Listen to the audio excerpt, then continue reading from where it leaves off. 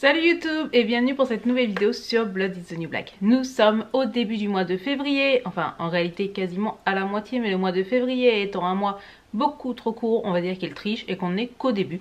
De ce fait, il est temps de vous présenter les nombreux morts pour la patrie dans la salle de bain, à savoir la continuité de mon entreprise d'extermination en vue d'avoir le moins de cartons possible pour le Japon. Entreprise bien évidemment vouée à l'échec puisqu'il y a eu les soldes et que j'ai probablement acheté plus que ce que je n'ai dans ce carton. Mais bon, on va faire comme si. Comme d'habitude, je vais les prendre totalement au hasard, on va leur dire un dernier au revoir et ils partiront dans les poubelles lilloises vers d'autres aventures. Comme d'habitude, je vais les prendre totalement au hasard, on va leur dire un dernier au revoir et ils partiront dans les poubelles lilloises vers d'autres aventures. Le premier produit que j'ai terminé sur le mois de janvier, c'est ceci. Il s'agit d'un tonique de la marque Garnier qui était un tonique au miel, normalement réconfortant, donc plutôt pour les peaux sèches.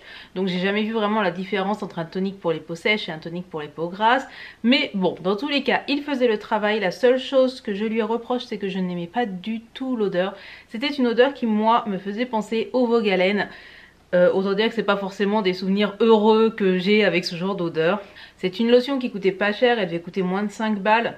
Donc c'est pas la composition la plus clean du siècle. Mais si vous cherchez une lotion pas chère, facile à trouver et qui fait correctement le travail, celle-ci pourrait totalement vous plaire. Ensuite, j'ai terminé la Yankee Candle Sale Tête Caramel en moyenne jarre. Donc je vous en avais parlé dans mes favoris, je ne sais plus quel mois. Donc c'est une odeur de caramel au beurre salé, c'est une odeur très chaude, très sucrée. Une odeur qui a tendance à vous prendre à la gorge, qui est ultra forte, c'est-à-dire que cette bougie-là, je l'ai laissée brûler 1 à 2 heures dans mon salon. Vous pouvez être sûr que pendant 3 jours, quand je rentrais chez moi, je sentais l'odeur du caramel au beurre salé. Donc l'idéal là-dessus, c'est vraiment d'aller dans une boutique et d'aller la sentir parce que c'est le genre d'odeur qui divise. Soit vous allez adorer, soit vous allez détester. Je l'avais en moyenne jarre, je ne sais plus trop pourquoi, je pense parce qu'il y avait une offre promotionnelle dessus. Mais sinon les moyennes jarres Yankee Candle, c'est pas forcément le bon plan. Vous voyez en termes de proportion, il y a quand même pas mal de cire. Donc bien sûr je vais la retirer et je vais la faire brûler comme des tartelettes. Mais ça reste beaucoup de produits perdus par rapport notamment à une grande jarre pour une différence de prix qui est je crois de 6 €. La moyenne jarre doit coûter normalement 21 et la grande jarre 27 ou 28. Donc autant vous dire que c'est pas le meilleur rapport qualité-prix. J'ai très peu de moyenne jarre et quand j'en ai c'est parce que vraiment il y avait une promo dessus ou parce qu'elle avait été offerte ou quelque chose comme ça. Par contre l'odeur j'adore. Si j'avais pas 40 000 autres bougies à terminer, je l'aurais racheté direct. Ensuite, vous vous rappelez de cette palette, la palette My Glow de Nocibé dont je vous ai parlé parmi mes favoris de l'année.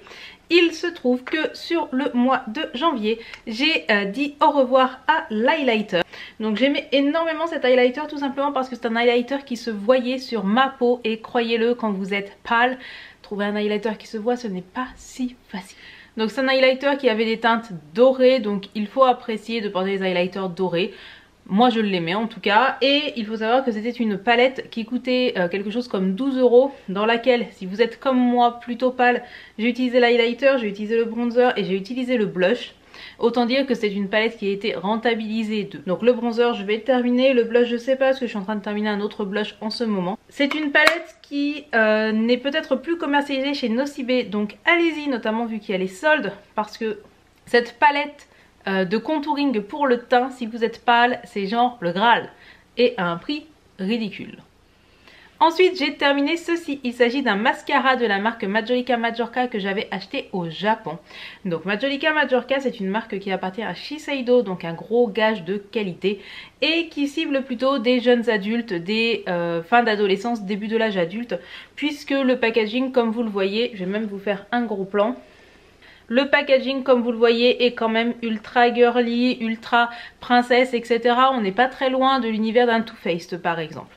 C'était le Lash King et en tant que produit, honnêtement les mascaras japonais ça ne va pas du tout. Vous le savez, les mascaras ça dépend énormément de type de vos cils. Tout simplement, ce qui va marcher sur moi va pas marcher sur vous. Et je pense que les cils des japonais de base c'est pas du tout la même gueule que mes cils à moi.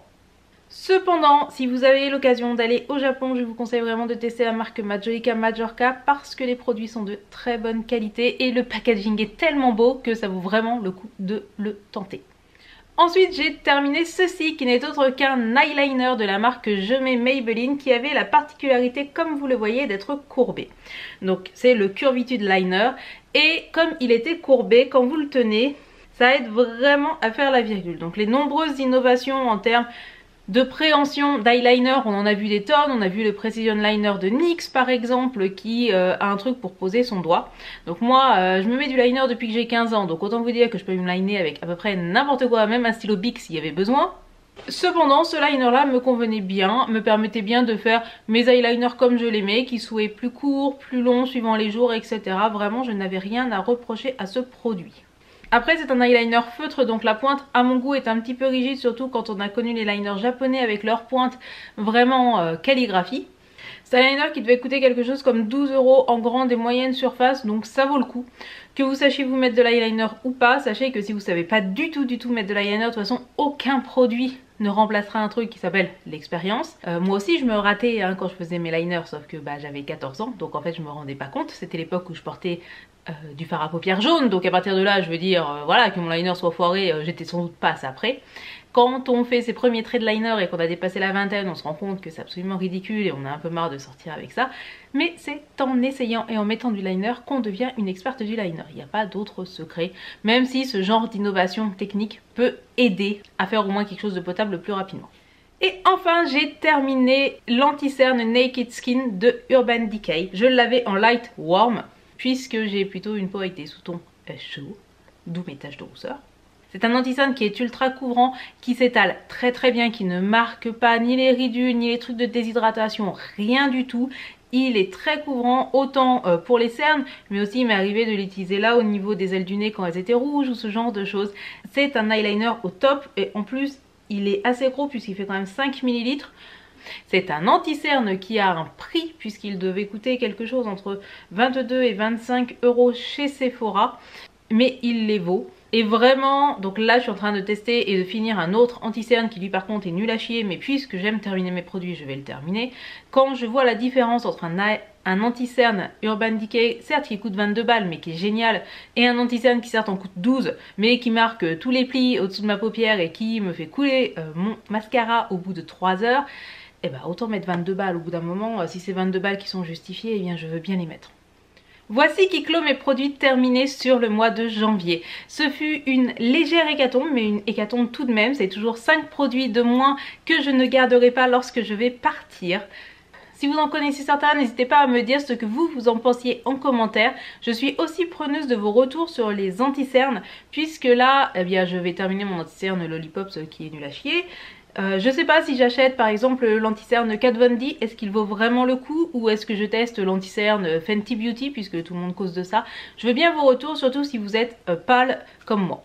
En attendant, merci de m'avoir suivi jusque là. On se retrouve très bientôt pour une prochaine vidéo qui sera probablement sur mes favoris du mois de janvier et un peu du mois de décembre. J'hésite aussi à faire un update lecture parce que ça fait super longtemps que j'en ai pas fait, mais je suis pas sûre d'avoir le temps de tout monter, donc voilà, je ne sais pas. Vous constaterez aussi que mes cheveux bleus sont de retour. J'ai l'impression d'être à nouveau moi-même et ça me fait assez plaisir. D'ici la semaine prochaine, n'oubliez pas d'allumer la lumière, prenez soin de vous, je vous embrasse tous très fort et je vous dis à bientôt. Tchuss!